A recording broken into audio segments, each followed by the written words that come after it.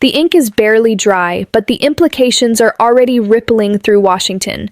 Just hours ago, another executive order landed on the president's desk, and this one directly affects the monthly checks that over 70 million Americans depend on.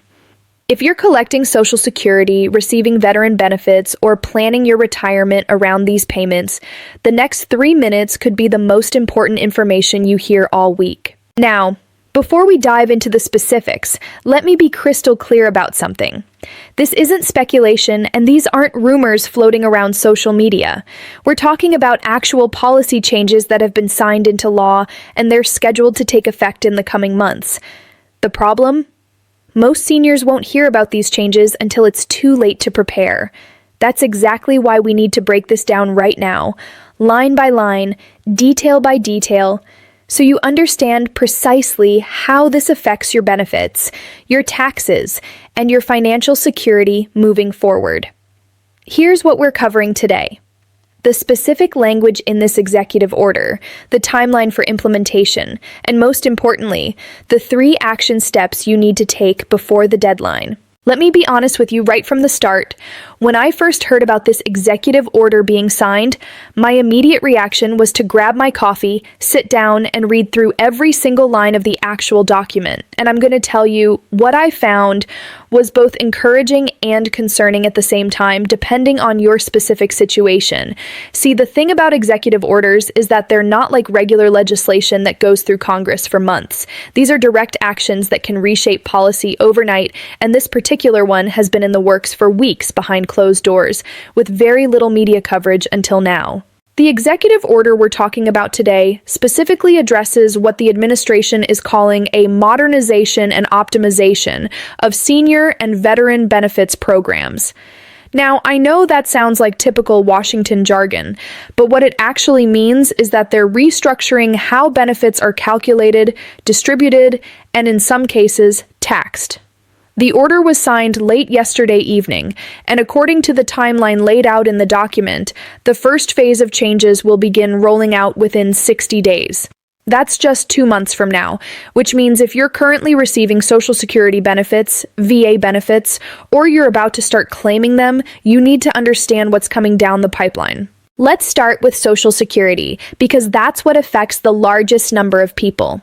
The executive order introduces what they're calling an enhanced means testing protocol for Social Security recipients.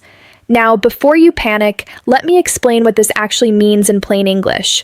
Right now, your Social Security benefits are calculated based primarily on your lifetime earnings and the age at which you start claiming.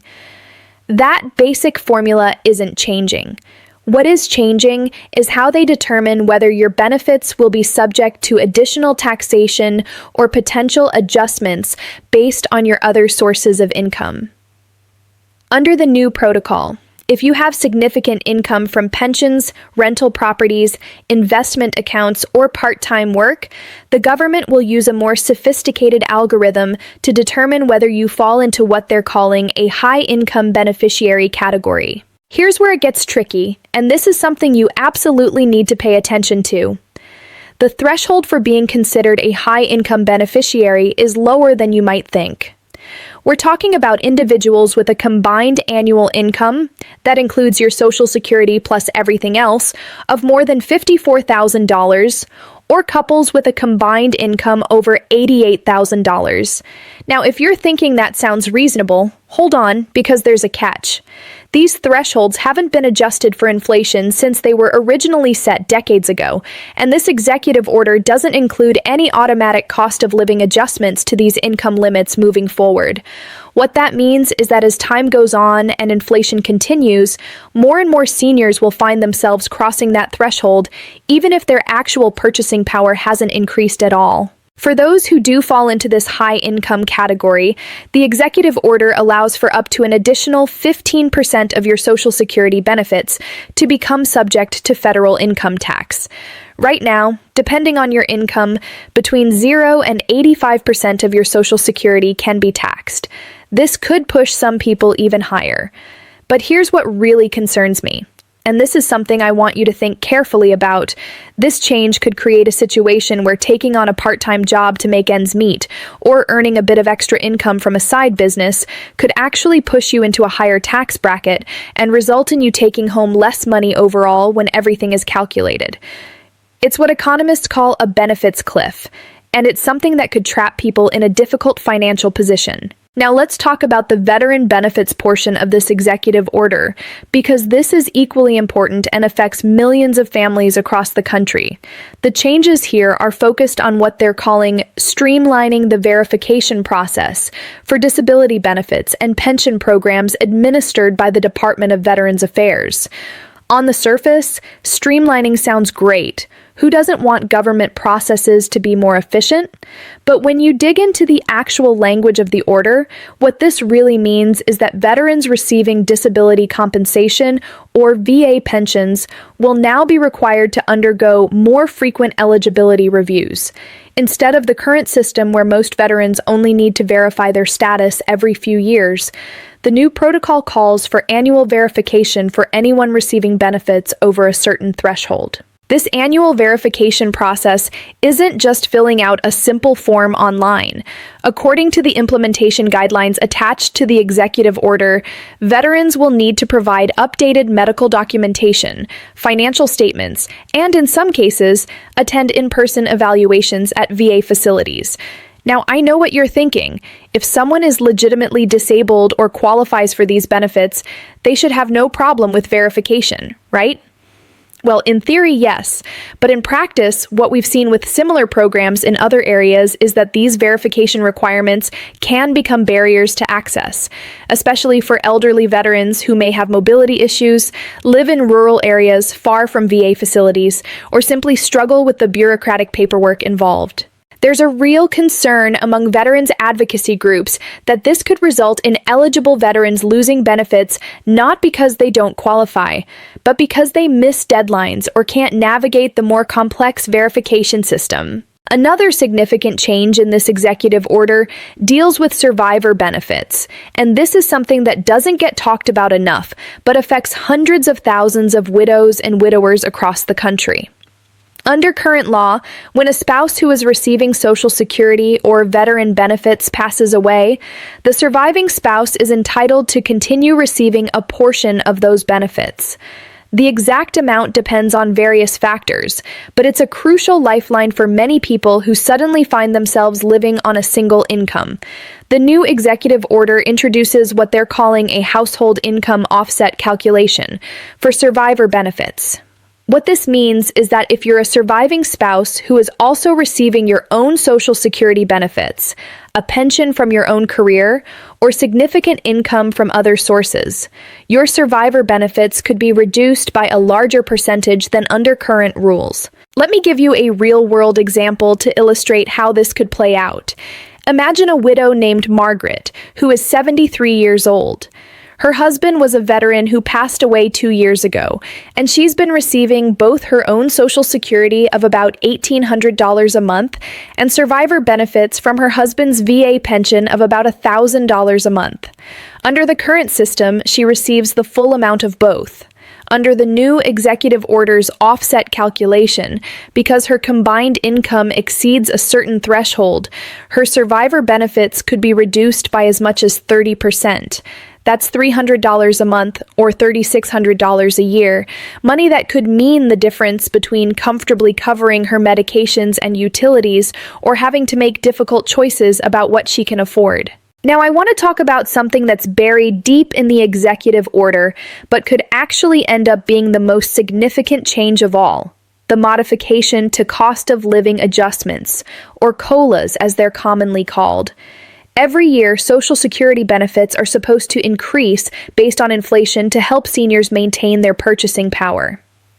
The formula used to calculate this increase is based on something called the Consumer Price Index for Urban Wage Earners, or CPIW. The executive order proposes shifting to a different index called the Chained CPI, which typically shows lower inflation rates than the traditional CPIW.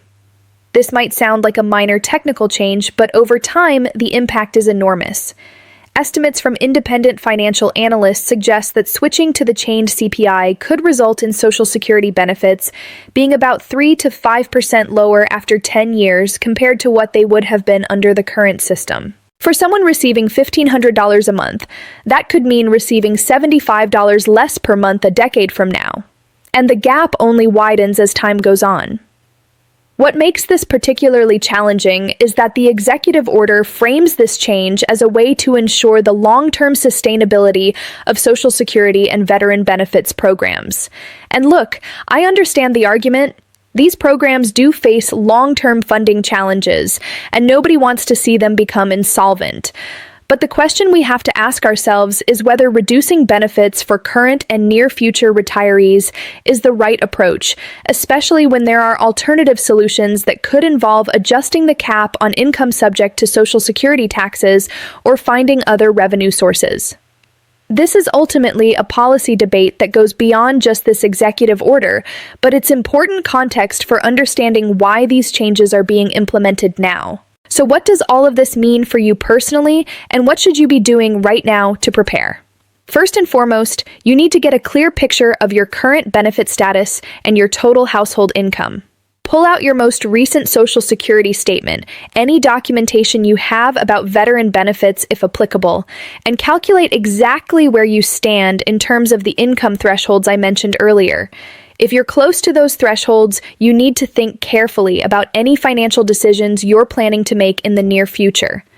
Taking a lump sum distribution from a retirement account, selling property, or even increasing your work hours could potentially push you over the threshold and trigger these new taxation and offset rules. Second, if you're a veteran or surviving spouse receiving VA benefits, you need to start organizing your documentation now. Don't wait until you receive a notice about verification. Be proactive. Gather your medical records, discharge papers, financial statements, and any other documents that prove your eligibility for the benefits you're receiving. Create a file system, either physical or digital, where you can easily access these documents when needed. And if you're not comfortable navigating the VA system on your own, reach out to a veteran service organization like the VFW, American Legion, or DIV. These organizations have trained counselors who can help you through the verification process at no cost to you. Third, consider consulting with a financial advisor who specializes in retirement planning and understands how these benefit changes could impact your overall financial strategy. This is especially important if you have multiple sources of income, or if you're still a few years away from claiming Social Security and trying to decide on the optimal claiming strategy. The rules around Social Security claiming have always been complex, but these new changes add another layer of complexity that could significantly impact your lifetime benefits depending on when and how you claim. A qualified advisor can run the numbers for your specific situation and help you make an informed decision. Fourth, and this might be the most important point of all, stay informed and stay engaged. These executive orders can be modified, challenged in court, or even reversed depending on political changes and public pressure. If you believe these changes are unfair or will cause hardship for you or people you care about, make your voice heard. Contact your representatives in Congress, join advocacy organizations that fight for senior and veteran rights, and talk to your friends and neighbors about these issues. Change happens when people organize and demand it, and there's real power in collective action, especially when it comes to programs that affect millions of Americans. I also want to address something that I've seen floating around on social media and in some news coverage. There are claims that this executive order will completely eliminate Social Security or veteran benefits for certain groups of people. Let me be absolutely clear, that is not accurate. While the changes we've discussed are significant and will impact how much money some people receive and how benefits are administered, nobody who is currently eligible for Social Security or veteran benefits is going to lose them entirely because of this executive order. What is happening is a restructuring that will affect benefit amounts for some recipients, particularly those with higher incomes or multiple benefit sources. It's crucial to distinguish between concerning policy changes that deserve scrutiny and outright misinformation that only creates unnecessary panic. Looking ahead, these changes will likely face legal challenges and congressional oversight. Several senators have already indicated they plan to introduce legislation to block the implementation of certain provisions in this executive order, particularly the changes to COLA calculations and the increased verification requirements for veterans. Whether those efforts will succeed remains to be seen, but it's worth watching these developments closely because they could impact whether and when these changes actually take effect. The bottom line is this: we're in a period of significant change when it comes to Social Security and veteran benefits, and you need to be prepared and informed to protect your financial security in retirement.